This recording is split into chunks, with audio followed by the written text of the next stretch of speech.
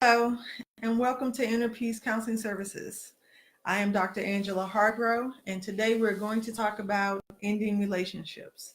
I have with me today my colleagues, Hi everyone, it's Tasha again. This is Sherry Green. and we're going to kind of walk through the why, the when, the how that you move out of a relationship in a good way. So Tasha's going to start us off. Thank you. When we talk about relationships, today we're talking about romantic relationships.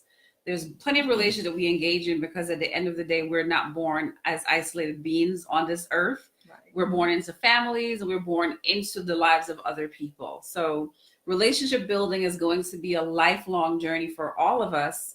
And it's important for us to know how the efficacy of being able to end a relationship is just as important as how to start one. Right. There's a lot of resources and books written about building healthy relationships and starting new relationships, but there's not really much that we find. There's a few that talks about ending relationships in a healthy way, or if it doesn't end in a healthy way, giving yourselves permission to understand that it is okay to be in a relationship that is ending.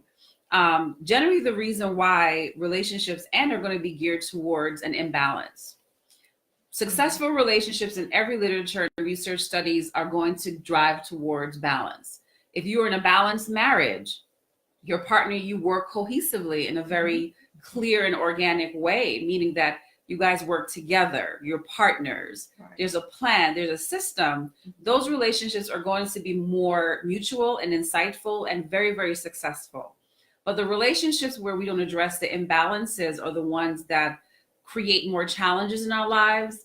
And these relationships are very difficult and harder for people to end because unfortunately, when we get attached to people and familiar to people, it's more difficult to let them go, correct?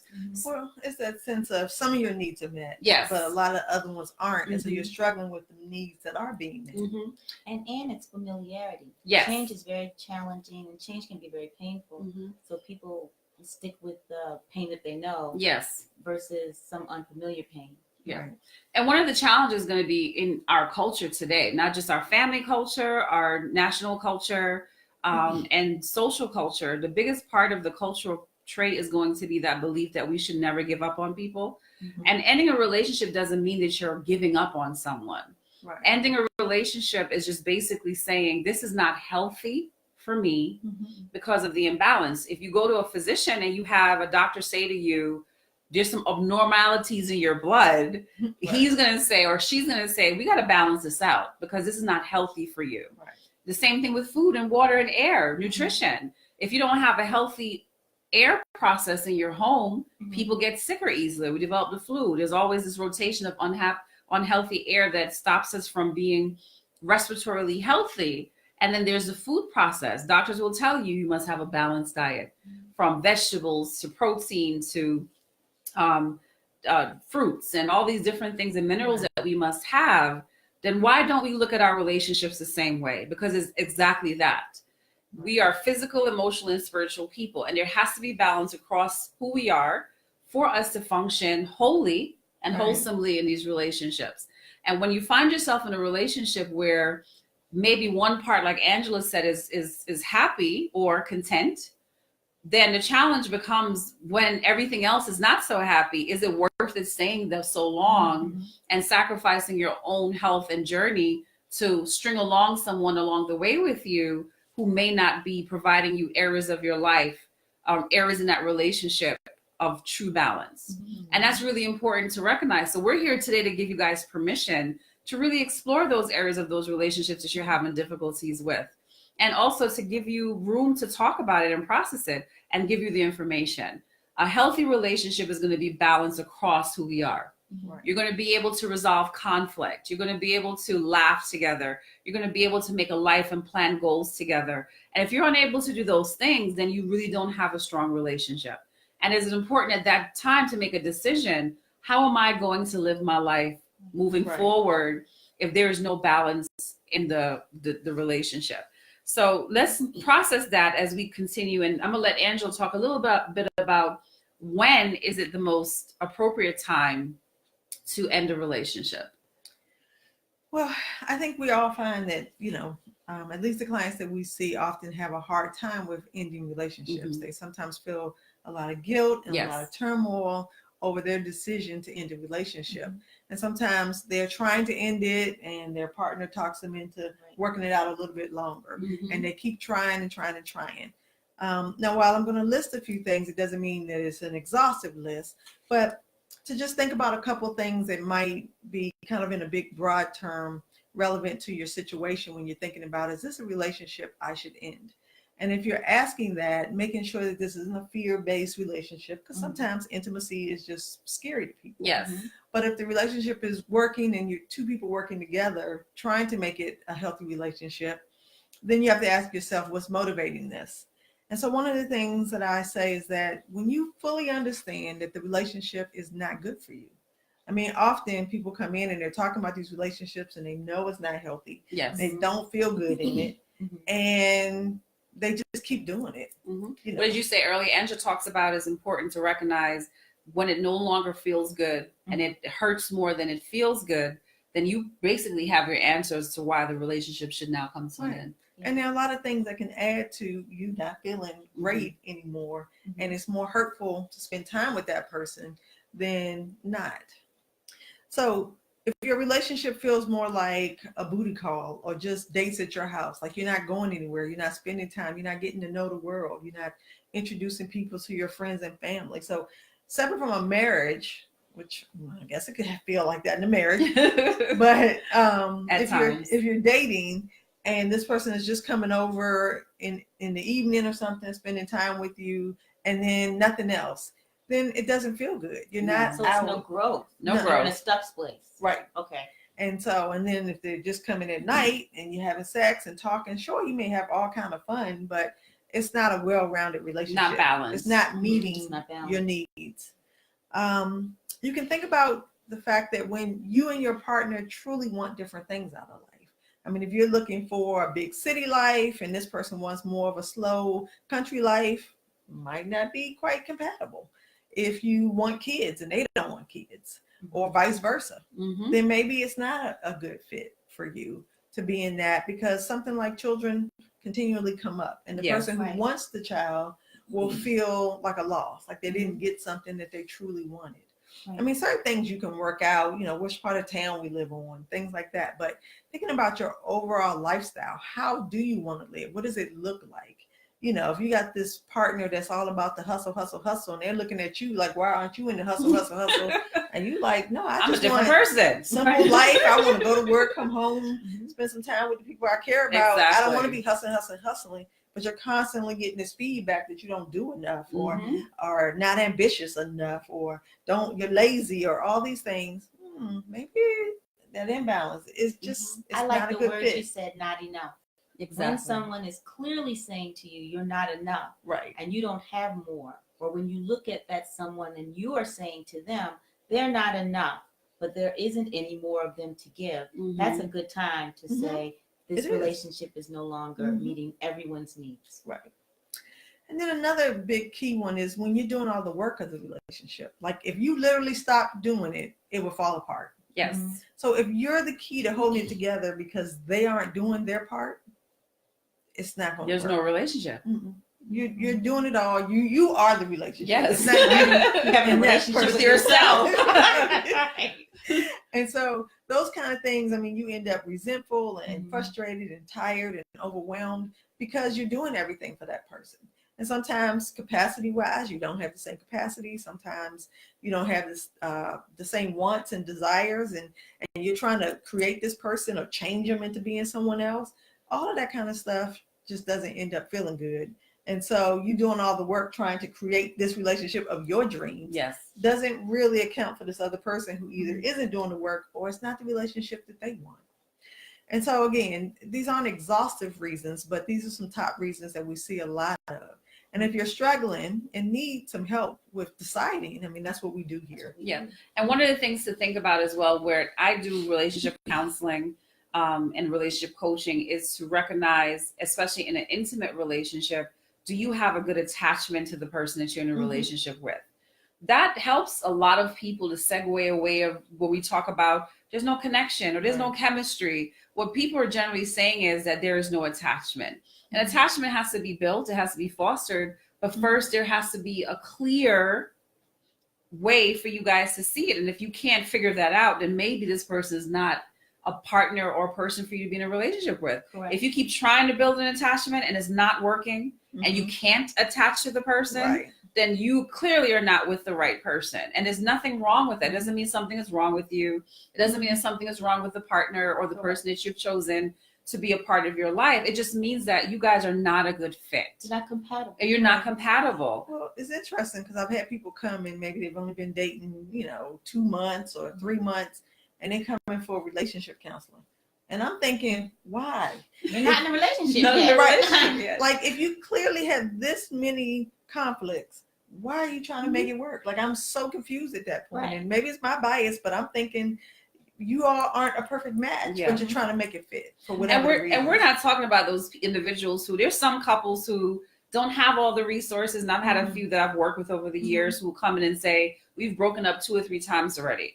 And we keep coming back to each other because we're attached and we can't seem to let each other go, but we don't have all of the communication skills. We don't have the problem resolution skills, and we don't have the problem solving skills to really make this work. So we need some help. Right. That type of relationship is what we do well here. If you're coming in knowing that you're able to recognize that this person could be a great partner for me, but we don't have the resources to make this relationship work, then let's talk about what those resources should look like and how you can build them. Right. Absolutely. Which is very different than trying to make something that's not. And you're fundamentally, you have these huge differences. Yeah. Right. Then you're trying to make a round peg in a square hole kind of Absolutely. thing. Never It's gonna just fit. Not going to fit. So. And so I guess that's a good place for me to start. Like, what I'm going to talk about is how to end a relationship. And so a lot of times when couples come to me, we're at the end of it. Yes. Yeah. So one of the first questions I ask is the purpose of our meeting to amicably dissolve this relationship, or is it for us to resolve some issues, grow some capacity so that we can save it? But I always start by saying, let's agree that the relationship is the fourth person, because I'm the third person in the room, but is the person sitting between you on the sofa. Right. And let's not decide that this is about him or her being wrong. Like you said, Angela, it's like when it's a no, it's like trying to get a square into a round fit, and it's not going to happen. Right. And so you've tried every angle, and maybe a lot of times when they come to me, we've gone to multiple couples counseling, or I get the other end, like Angela said, and we've only been dating a month, but this isn't working. And I'm like, oh, okay. What is this? What is this that we're working on? Right. So one of the things I start with is that the relationship itself is not either one of you. It's a third party. And so let's talk about what we're going to do about this third party. And I think we can say no to the third party. And no is not a potty word. That's what I used to tell my kids. No does not mean I don't love. No does not mean I'm not nice. No only means no. And ending a relationship is like saying no, no more. No, not for us. No, there is no us. Right. No, not for me. Just no. And I think you can say no or end a relationship and be clear and be compassionate and be kind at the same time. So I think a lot of times people avoid saying no more or goodbye because they think it won't be kind. It's not the compassionate thing to do. I'm going to hurt them. I'm being mean. I'm Right. being mean. I'm throwing away the person. And you're not. That's what you said, Tosh. You're not throwing away a person. You're saying goodbye to the relationship. Right. You're saying this relationship isn't good. You're not necessarily saying that that other person's not good or that you're not good. You're saying we, that third person in the room, we are not good together. We're not healthy. Right. I think when you're trying to be compassionate, you think that you can't be clear. And so I think it is important to be clear. You don't owe excuses, and you don't necessarily have to justify why it's a no for you when it's time to say goodbye. Because remember, no doesn't mean I hate you.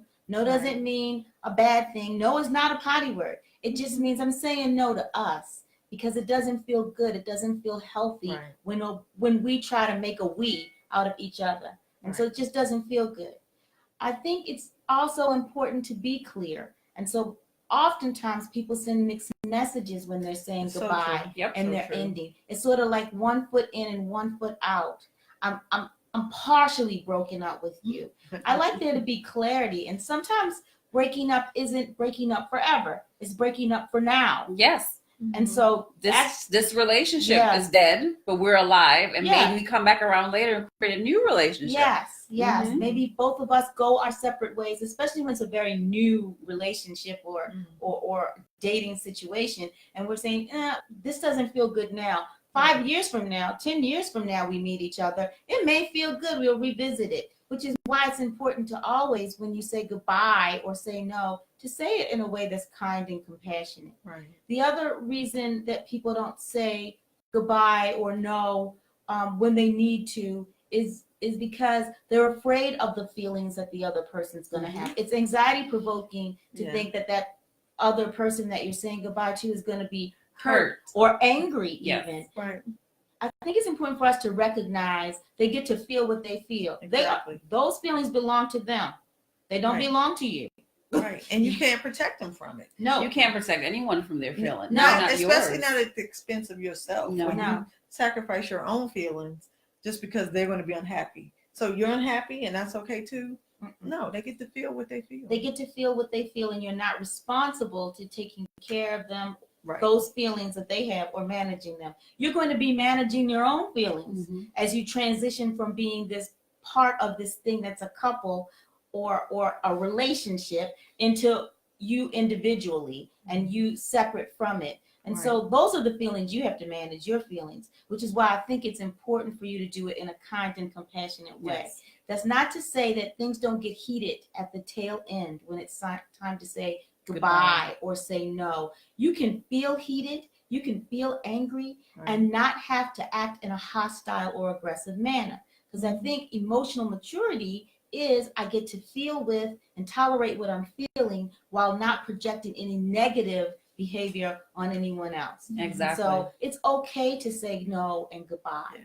And remember, happiness is not driven outside of us. Each person is responsible for their own happiness, Right. and fostering and building it and being happy with themselves first before being happy in a relationship. And like Sherry said, the relationship is the extension of who we are. I tell couples a lot that come in and say, well, she won't submit to me or he won't submit to me. And the reality is, at the end of the day, we must be submitting to our relationship.